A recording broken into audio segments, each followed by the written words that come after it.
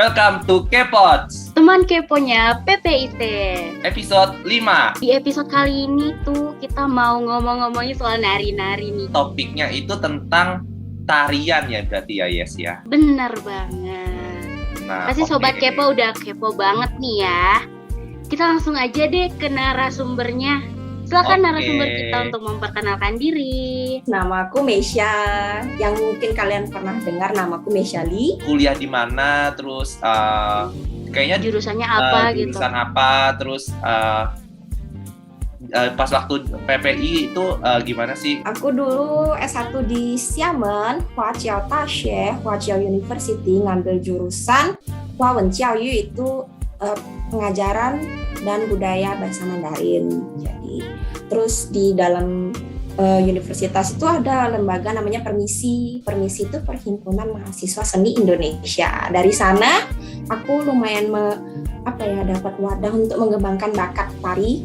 Terus tampil tari tradisional juga di sana, tari tradisional Indonesia, dan akhirnya sampai kan itu terus kita ada kena itu kan pandemik. Aku sampai Indonesia pun masih ikut Permisi, lalu masih ikutin lomba-lomba yang diadakan Permisi dan join juga tuh sama PPIT Fujian kan. Kakak sekarang masih kuliah apa udah lulus nih Kak? Udah lulus tahun lalu. Kesibukannya sekarang apa tuh Kak? Sekarang kesibukan aku sebagai guru Mandarin dan juga konten kreator untuk tari. Oh, Awal suka nari itu gimana? Pastinya aku taunya dari mama sih. Jadi mama yang ceritain kalau dari kecil aku dengar musik itu pasti gerak-gerak gitu, banyak gerak, hiper gitu. Nah, terus akhirnya di playgroup aku dipilih untuk pentas tari pendet, salah satu tarian basic di tari Bali.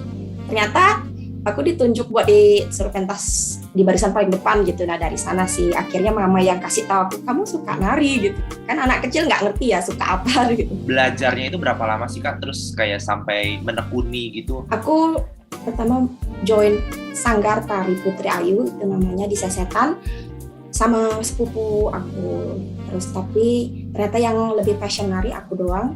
Ketemu teman-teman di sana, ternyata lingkungannya mendukung aku untuk nari sampai dari waktu itu pertama start dari umur 5. Kalau pertama kali nari kan di sekolah tuh umur 3 playgroup kan, tapi baru nemu sanggar ini umur 5. Karena menemukan lingkungan yang suportif dan juga membangun dan juga selalu bisa membangun aku untuk menambahkan skill tari gitu sampai SMA kelas 3. berarti dari dulu nih Kakak udah sering-sering ikut lomba nari gitu ya Kak ya? Ya, tapi lomba kecil sih, kayak cuma lomba di kota. Tarian apa aja sih yang Kakak kuasai? Kalau dikuasai itu aslinya jadi di sini aku sekalian jelasin jenis-jenis tari Bali gitu, boleh ya? Boleh.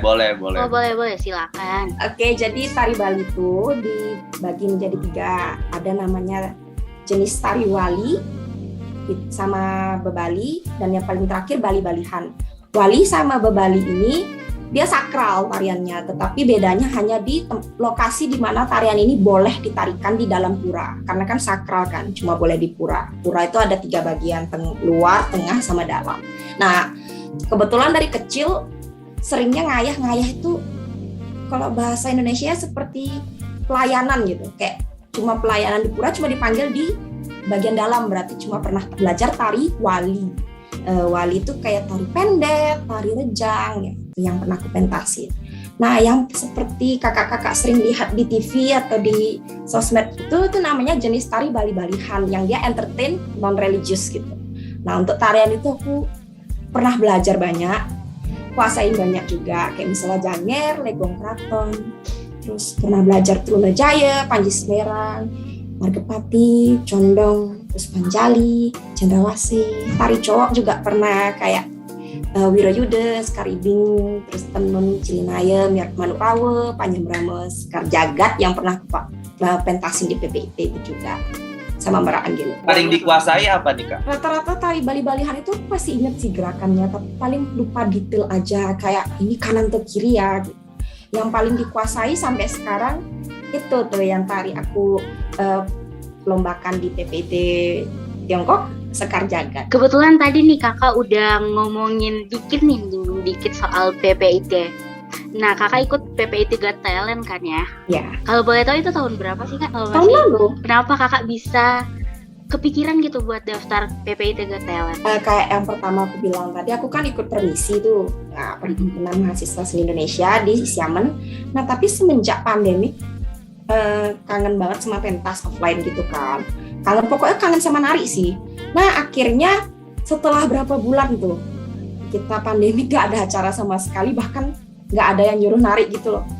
Akhirnya nemu nih lomba PPIT Fujian awalnya yang di-share sama Instagram permisinya sendiri, permisi Xiamennya. Terus dari sana sih akhirnya pengen kalau kapan lagi, orang jarang-jarang ada lomba, terus jarang-jarang juga sempat nge-record, terus nggak cuma nge-record, harus ngedit juga kan gitu. Nah, tumben tuh ada waktu karena masih pandemik gitu. Oke, submit videonya, ternyata yang di PPIT Fujian, Got Talent PPIT Fujian menang, masuk final juga. Final PPIT Tiongkoknya ternyata menang juga. Kenapa yang maksudnya kepikiran mau kasih tari Bali? Untuk lomba aku lebih memilih skill yang memang aku sudah kuasai dari kecil gitu.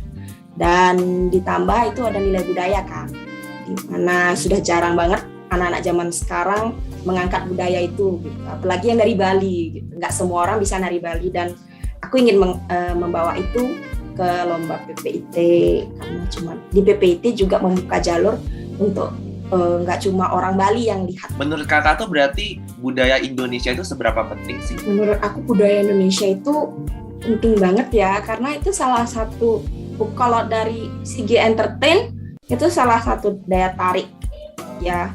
Tapi kalau untuk kayak dari segi kekayaan value kita di mata negara lain, menurut aku budaya kita itulah yang membuat kita itu terlihat smart, kreatif, dan punya jati diri yang kuat gitu.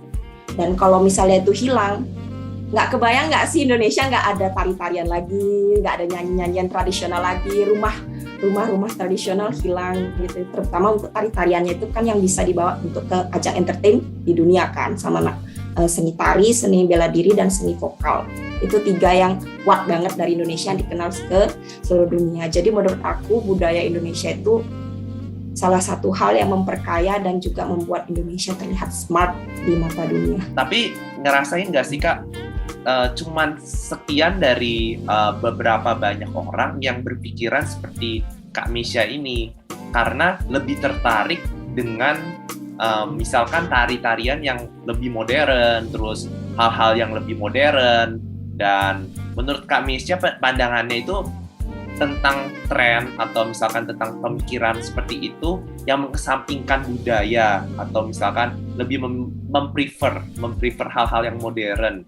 Itu gimana sih menurut Kak Misha? Balik lagi ke hak ya, mereka kan punya hak untuk prefer tarian modern atau tarian tradisional, dan memang lebih banyak orang memakai haknya itu untuk memilih tarian modern karena mungkin menurut mereka selain lebih bisa relate ya sama negara-negara lain, mereka juga tidak niat gitu mau belajar basic tari tradisional, di mana karena pasar tari tradisional di Indonesia sendiri itu sangat rendah peminatnya. Meskipun value-nya tinggi, mereka tahu itu tinggi, tapi karena peminatnya, balik lagi karena ke demandnya orang itu lebih ke tari modern gitu, lebih sering ngisi acara pakai tari modern, bahkan kayak lomba-lomba pun lebih sering tari modern gitu dibanding tari tradisional gitu kan. Jarang ya sekarang kita lihat tari tradisional. Jadi mungkin pandanganku itu lebih ke arah memang harus beberapa orang, pasti kan kayak kakak bilang tadi cuma ada beberapa persen, mungkin salah satunya aku kan. Kita yang memang benar-benar passion di tari tradisional juga harus lebih mempromosikannya itu gitu, dan lebih kita nggak bisa maksa mereka buat belajar tari tradisional karena balik lagi itu hak mereka kak, mau atau enggak. Tapi kita bisa kayak ngasih tahu secara pelan-pelan tanpa disengaja gitu, kita bisa nge-push dari diri kita sendiri dulu. Kayak kalau kitanya memang passion ya kita harus push, kita harus kasih tahu kayak ini manfaatnya apa aja, atau indahnya di mana gitu, terus apa aja, meskipun nggak misalkan prospek kedepannya nggak sebagus apa, tapi itu tetap salah satu warisan kan dari nenek moyang yang nggak boleh hilang gitu. Kalau hilang bayangin aja kayak gimana gitu, nggak ada yang warisin lagi. Mereka juga mungkin nggak harus jago, tapi seenggaknya harus bisa. Perbedaan budaya Indonesia, kayak tari tradisional Indonesia, terus ada mungkin budaya Indonesia secara menyeluruh, dan sebagai mahasiswa di Cina yang pernah belajar di Cina juga, itu perbedaan mencoloknya itu apa sih? Kalau mau dilihat dari value atau nilai tari tradisional Indonesia di Indonesia sendiri sama karena di Cina ya, aku cuma tahu ya di Cina. Kalau yang pernah lihat langsung, merasakan langsung, karena kan dari sana kuliahnya. Oke, jadi kalau di Indonesia yang aku rasakan itu mereka tahu itu penting gitu budaya, tapi peminatnya sedikit.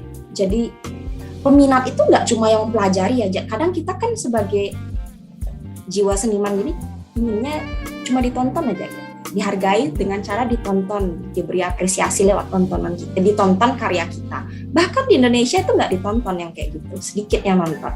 Nah, tetapi saat di Cina itu mungkin mereka seperti saya bilang tadi itu, seperti aku bilang tadi itu, mereka mungkin untuk mencoba capek duluan, tapi seenggaknya mereka sangat menghargai. Mereka di saat nih kita misalnya pentas di sebuah mall atau di publik gitu, mereka tuh antusias banget, sampai ngerekam, terus sampai foto bareng. Bahkan anaknya tuh disuruh kayak, nanti kamu harus belajar tari ini ya gitu, kayak padahal mereka nggak tahu kita nari apa, tapi mereka kayak amazed sama gini kita, budaya kita. Kak Misha pernah nggak sih belajar kayak mungkin tarian tradisional Cina gitu? Jujur aja di Cina itu aslinya, padahal aku mau ke Cina itu belajar itu, ternyata nggak dapat pelajarannya, nggak dapat jalur untuk belajarnya juga, karena ternyata di Xiamen yang bisa tarian itu cuma yang memang anak jurusan tari gitu, yang Ingwushuyan aja, dan mereka tidak membuka les-lesan atau forum untuk belajar gitu, atau untuk ngajarin tarian mereka. Jadi dibilang belum pernah merasakan. Tapi yang ada satu kesamaan tari Cina yang aku lihat dengan tari tradisional Indonesia, terutama tari Bali ya, mereka sama-sama membutuhkan fleksibilitas gitu. Jadi tarian Cina tuh, tarian tradisional Chinese tuh mereka juga pemanasannya, jadi kan banyak tuh di Youku atau di YouTube kan banyak tuh ngeliat how to prepare Chinese traditional dance, warm up-nya apa, itu sama kayak tari Bali, cuma bedanya mereka tidak mendak aja gitu, tidak yang squat setengah itu loh, itu mereka nggak ada. Tapi sama sih, stretching setiap tarian tuh sama, tapi ini lumayan identik gitu stretchingnya, itu aja. Tapi aku pernah ngajar tari tradisional di luar kota Xiamen, tari tradisional Indonesia di luar kota Xiamen. Nah, ngomong-ngomong soal promosi lagi nih Kak, tadi juga udah disinggung kalau sekarang tuh orang-orang lagi pada suka dengan yang modern-modern. Nah kakak, itu ada ide nggak sih atau ada cara gitu nggak sih untuk menggabungkan antara tradisional dan modern ini gitu, biar tradisionalnya juga lebih bisa dikenal gitu? Oke, jadi kan semua orang pasti sekarang sudah, apalagi anak muda nih ya, pasti udah tahu kan aplikasi TikTok gitu. Di TikTok itu hasilnya banyak banget tari-tari modern yang menurut aku beatnya tuh bisa dimasukkan tari tradisional gitu secara nggak langsung. Nah, jadi kayak aku pernah nyoba satu pengalaman, aku cari TikToker Vincent, siapa gitu, aku lupa namanya, maaf. Nah terus dia nari Blackpink, dia pakai musik Blackpink. Itu aslinya kayak ide masing-masing sih, karena kan seni itu aslinya nggak ada nilai bagus nggak ya gitu ya. Nah menurutku itu bagus gitu buat tari Bali, karena secara tari Bali itu punya ciri khas, dia energetik juga kan. Nah aku coba tuh stitch, ternyata di repost, bahkan Instagramku di follow sama Vincent, dan dari sana kan kita ngerasa wah ternyata nari tradisional juga bisa kok relate sama negara lain gitu, dibawa ke internasional. Jadi nggak harus kita belajar budaya mereka, kita malah lebih bagusnya kita memperkenalkan budaya kita gitu sama mereka, tapi dengan cara yang menyenangkan dan juga modern gitu. Berarti aktif di TikTok, terus aktif di mana, di sosmed mana lagi nih Kak? Pernah aktif di TikTok, tapi sekarang TikTok lagi nggak begitu aktif karena saya udah nemuin gini nih, aplikasi yang lebih bagus dan lebih cocok buat aku menyalurkan bakatku di tari tradisional, yaitu YouTube. Kalau memang mau belajar tari tradisional, Oh, terutama tari Bali, boleh subscribe ke YouTube channel aku Meisha Lee. Meisha Lee. Iya. Terus Instagramnya boleh mungkin dipromosiin juga Kak. Sama namanya Meisha Lee juga. Kak Meisha pasti kan ada kayak memperagakan tari Bali, terus kayak mungkin tutorial juga ada kali ya. Terus sebenarnya susah nggak sih Kak, maksudnya ngajarin tari Bali? Tentu orang lainnya ini punya basic tari apa enggak gitu. Nah, pastinya yang susah dari ngajarin tari itu kita harus ngenalin kalau tari Bali itu awalnya memang kardio banget gitu. Jadi mereka tuh fisiknya belum kuat gitu awal-awal kan. Jadi mungkin nangkep nih. Mereka nangkep apa yang aku jelaskan secara teori, tapi pas begitu dicoba ngeblank karena capek kan. Karena salah satu gerakan dasar tari Bali itu kita harus namanya mendak atau ngat itu kayak setengah squat dan itu harus ditahan lebih dari kayak 5 menit gitu. Nah, biasanya di gerakan sana sih mereka yang susahnya di sana. Tapi kalau itu sudah kuat, lalu ada gerakan-gerakan lain seperti ngagem, sedet, yang main mata itu Kak. Nah, itu gampang asalkan mau dicoba aja. Berarti untuk mempunyai kekuatan yang sangat besar itu Kak Meisha juga rutin dong ya berolahraga. Bener sih. Tapi untuk kalau dari kecil itu belum tahu kan istilah workout gitu, belum tahu push up gitu, nggak ngerti. Kita workoutnya tuh langsung di tarinya, bagaimana caranya? Karena ini tarian yang membutuhkan kekuatan fisik yang kuat. Sebelumnya kita harus prepare dong warm up gitu. Nah, workout kita tuh di warm up gitu dari stretching, terus kita dari kepala sampai ujung kaki itu semua di stretch minimal 15 menit sebelum nari. Harus 15 menit, nggak boleh kurang, nggak boleh lebih. Ada nggak sih kayak kiblat atau misalkan idola penari? Kalau tari tradisional ya, yang kita semua tahu dong, yang Didi Nimitowo itu pertama dari kecil sudah mengidolakan beliau banget karena beliau itu benar-benar sosok yang konsisten dan berdedikasi banget ya di tari tradisional dan tidak pernah memaksa generasi muda untuk belajar, tapi beliau sendiri yang berkarya gitu dan menunjukkan gitu kalau karya Indonesia tuh, tari tradisional Indonesia itu indah dan juga enak ditonton gitu. Itu salah satu hal. Terus kedua, pemenang IMB pertama Sandrina IMB tuh. Oh, ketiga tahu. Ya bahkan pernah saling stitch story snapgram itu gara-gara aku ikutin koreo dia kan, terus ngupload, ternyata orangnya humble banget, dia ngupload balik itu DM-an juga kayak ternyata seorang Sandrina bisa kayak gitu, jadi kayak makin termotivasi gitu. Nah yang ketiga itu penari Bali sih, Arjuna Suteja, udah sering masuk TV nasional juga kayak Trans TV, udah pernah ketemu Raffi Ahmad dan segala macam, dan dia bisa berhasil gitu sampai tahap itu padahal cuma dengan passion tari Bali. Tadi udah ngomongin nari, terus konten kreator. Sekarang kita mungkin ngomongin lebih ke konten kreatornya deh.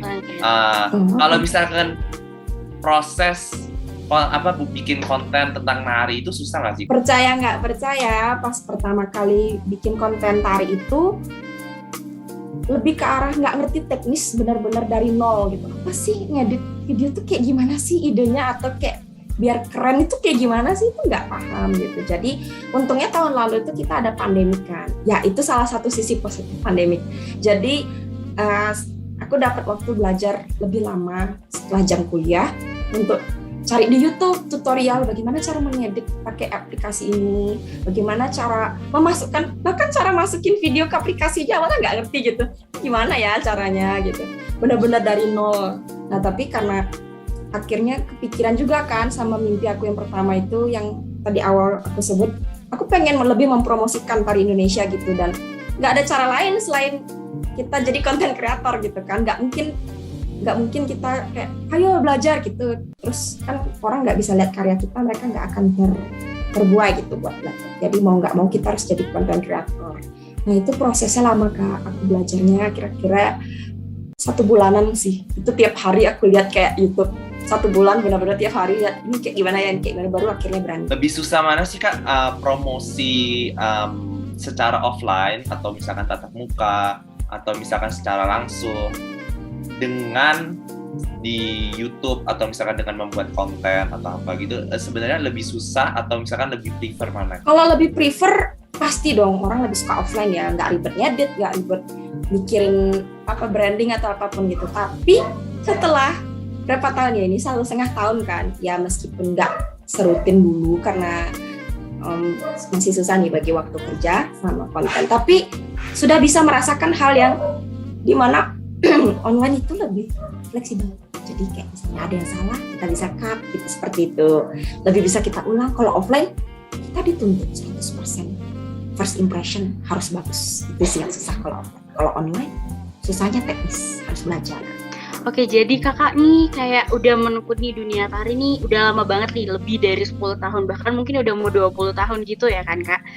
Nah, apalagi kakak sekarang udah terjun nih ke dunia content creator gitu untuk mempromosikan tari-tarian ini. Nah, aku mau tanya nih Kak, apa sih manfaat dari tari ini? Mungkin dari segi kesehatan mungkin ada, dari segi budaya gitu ada, gimana tuh Kak? Jadi manfaat yang benar-benar aku rasakan untuk diri sendiri dulu sih. Jadi pas kecil itu aku orangnya susah bercerita, susah berekspresi, dan akhirnya setelah nemu passion di tari itu manfaatnya lebih ke arah kesehatan mental health aku loh, secara nggak langsung, karena itu salah satu cara untuk aku melepaskan stres dan unek-unek dan juga sekaligus have fun di saat aku nggak bisa cerita gitu. Karena susah, nggak ngerti gitu dulu caranya cerita itu gimana sih biar plong gitu, nggak ngerti. Jadi ngertinya habis ini mau nari nih. Nah, setelah nari itu rasanya bener-bener enak gitu. Mungkin masalahnya nggak 100% terselesaikan ya karena cuma nari, tapi seenggaknya pikiran itu lebih tenang, badan juga lebih enak gitu. Terus kedua, kayak kakak bilang, manfaatnya di fisik. Ngerasain banget sih kalau misalnya konsisten di nari itu benar-benar selain menambah nilai diri ya, karena kan makin jago di salah satu skill itu, kedua juga imun dan fisik kita itu makin terjaga gitu, makin kesehatannya itu makin terjaga, stabil gitu ya, karena salah satu bermanfaat juga. Itu manfaat. Kalau untuk budaya, tentunya kita lebih bisa relate ke content creator budaya lainnya, dan itu nggak cuma ya orang mandangnya kan content creator budaya emang ada siapa aja, ternyata ada banyak gitu loh. Misalnya tuh Virginius, Alfie Rev gitu. Kalau kita mau, itu salah satu idola aku juga di musik tradisional atau musik Indonesia gitu ya, yang keren sampai sudah go internasional kan di YouTube. Dan kalau kita misalnya nih mau sama mereka collab atau apa, kita juga harus menunjukkan sisi budaya kan. Permisi itu dari Permit Shaman itu juga baru aja ngadain Wonderful Indonesia juga ya Kak ya? Wonderful Indonesia 2022 kemarin itu kan ada penari Bali 2 orang ya, yang ngisi acaranya ya, bukan yang lomba. Dan itu adik kelas aku, dan mereka yang bantuin di balik layar juga aku. Terus tapi kalau untuk koreografi mereka pure mencoba buat sendiri, jadi aku nggak ikut turun. Mereka jago-jago sih udah. Terus yang bantu cari kameramen juga aku, terus yang bantu di misalnya komposisi mereka kurang ke tengah atau kurang kemana itu akunya juga. Misalnya yang bantu ngeliat footage, ini kurang bagus, ulang lagi, atau kayak ini udah cukup bagus, itu aku juga yang bantu ngeliat. Oke, habis itu menurut Kak Mesya gimana sih setelah dia berjalan, terus udah aku lihat sampai di repost sama Dubes juga, itu menurut Kak Mesya gimana? Tentunya sebuah pencapaian ya, karena kita kan aslinya pertama kali kuliah, mau memutuskan untuk kuliah di Cina itu tidak pernah berpikirkan untuk bisa ikut acara-acara redaksi seperti itu ya, sampai bisa di-share sama tugas dan lain-lain, itu tuh tidak pernah menyangka. Jadi diberikan kesempatan untuk tampil, apalagi sampai di-share, itu suatu kebanggaan tersendiri gitu. Itu mempersiapkannya berapa lama sih Kak? Untuk yang kemarin mereka menyiapkan tarian itu kira-kira hampir 1 bulan ya, karena kan mereka juga harus membagi waktu sama kuliah ya. Nah terus untuk agar jadi sampai sudah siap di share itu biasanya mereka dapat waktu 2-3 bulan. Nah, kita udah banyak-banyak ngomongin soal permisi nih Kak. Aku penasaran, permisi itu apa sih Kak sebenarnya? Nah, tadi di awal aku ada bilang tuh, permisi itu Perhimpunan Mahasiswa Seni Indonesia. Nah, itu aslinya salah satu wadah atau platform untuk pertama didirikannya di Xiamen ya, setahu aku. Jadi itu wadah untuk kita mahasiswa-mahasiswi Indonesia di Xiamen yang memiliki bakat atau passion di seni untuk menyalurkan passion kita di sana melalui acara-acara yang mereka adakan seperti Kemenpar. Kemenpar itu biasanya kita mempromosikan tari dengan cara tampil di mall-mall di Xiamen, lalu disponsori oleh tim Wonderful Indonesia atau kedubes dari Indonesia datang langsung bahkan ke Xiamen gitu. Nah, kedua eventnya yang paling besar tuh Wonderful Indonesia biasanya. Wonderful Indonesia itu biasanya di pertengahan tahun. Itu kita menggarap diri sendiri, tarian sendiri atau menggabungkan beberapa tarian Indonesia lalu kita persembahkan gitu.